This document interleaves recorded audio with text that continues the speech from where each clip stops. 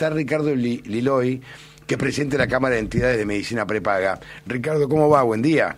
¿Qué tal? ¿Cómo va? Buen día. A ver, despojándonos de cualquier tipo de ideología, ¿no es un buen momento para que se discuta la convivencia entre salud pública, obra social y medicina prepaga, en lugar de llevar todo este campo a un terreno ideológico que me parece, a mi juicio, inconducente? Por supuesto, sí, por supuesto, y de hecho no debiera ser en este momento, debiera ser siempre. Desde hace años. Claro, de hecho en la pandemia el funcionamiento armónico de todos los sectores permitió que la Argentina, pese a que su economía quizás estaba en dificultades, dio una respuesta de muy buen nivel.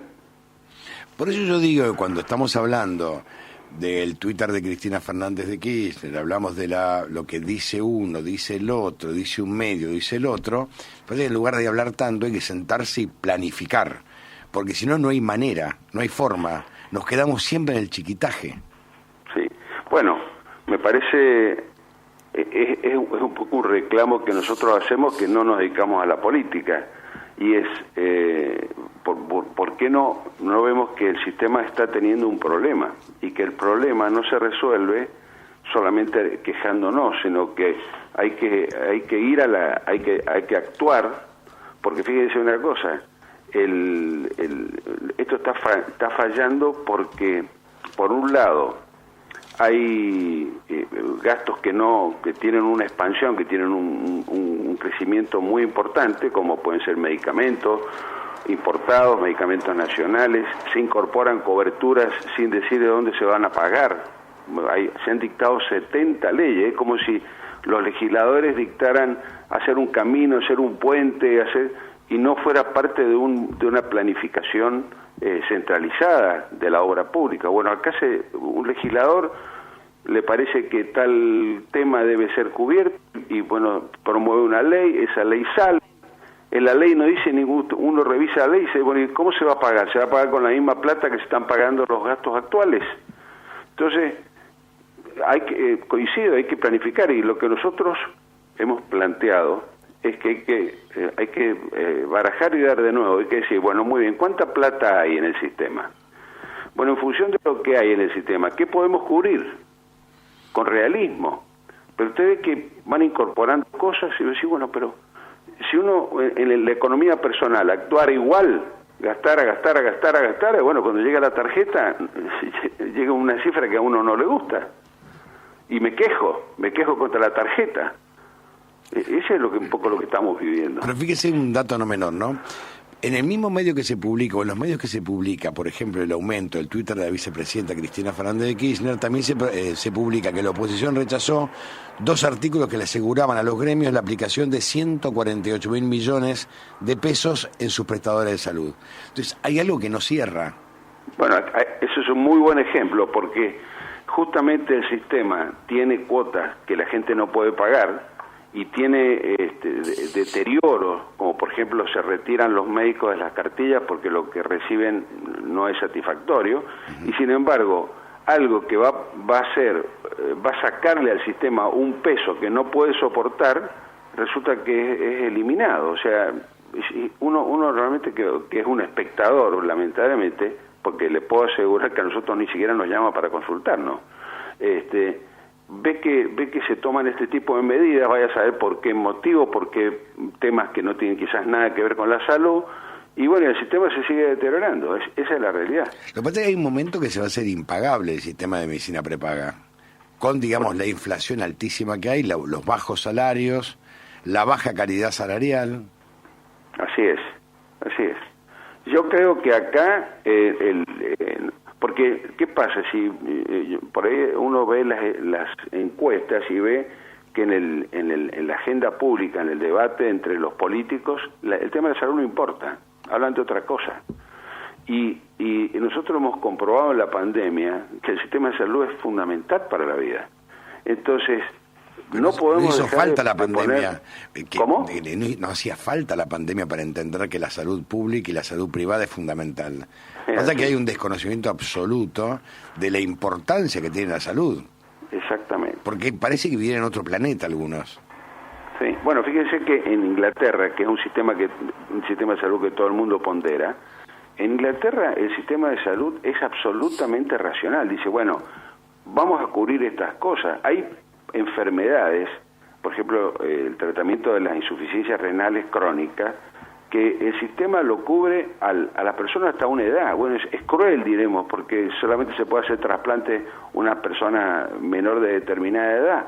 Bueno, el sistema que tiene el INCUCAI, que es el organismo que asigna las prioridades en la donación de órganos, es una cola, digamos, un sistema de turno donde se prioriza, por ejemplo, una persona joven que tiene una expectativa de vida mayor, para asignarle un órgano que a una persona que tiene un periodo de vida de supervivencia menor.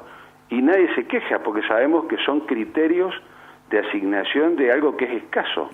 Pero en materia de salud, cargamos, sí, pongamos esto, sí, pongamos aquello, está todo bien, está todo fenómeno, qué buenos derechos que estamos cubriendo. Y resulta que a la hora de que la persona reclama ese derecho, el sistema no tiene fondo.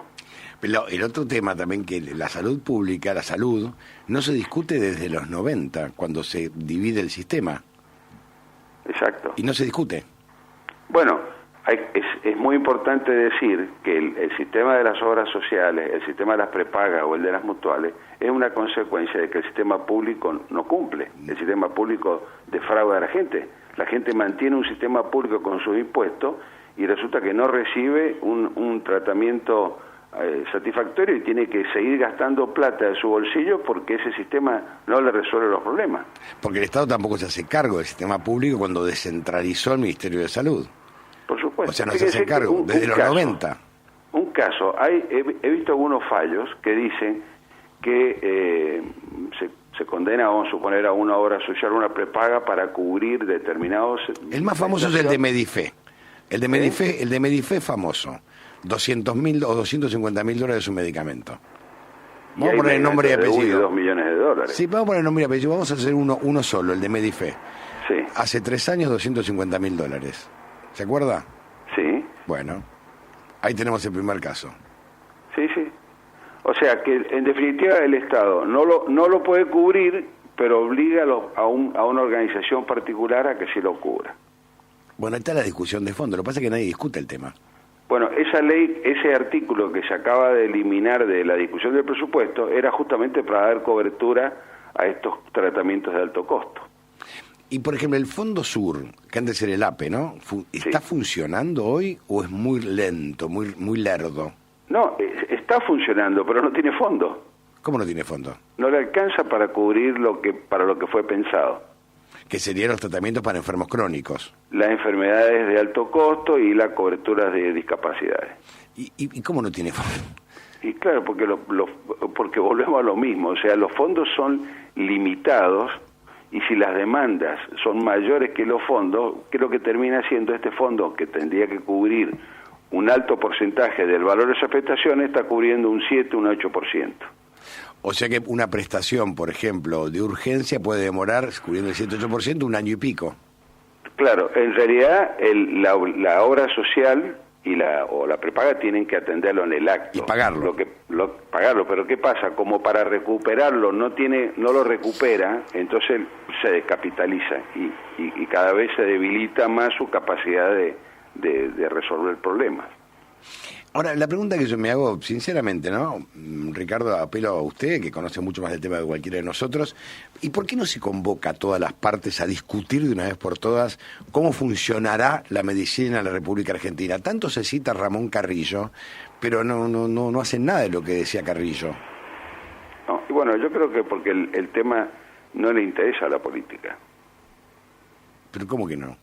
Y no le interesa, o sea, le interesa a la gente, pero a la política solamente se habla del tema cada vez que hay una declaración, una cuestión o un aumento que realmente no se puede pagar. No se puede pagar, la verdad no se puede pagar. Claro, entonces ahí se habla del tema, pero no se dice, bueno, porque esto que estamos hablando es una consecuencia, no una causa. ¿Por qué no vamos a las causas?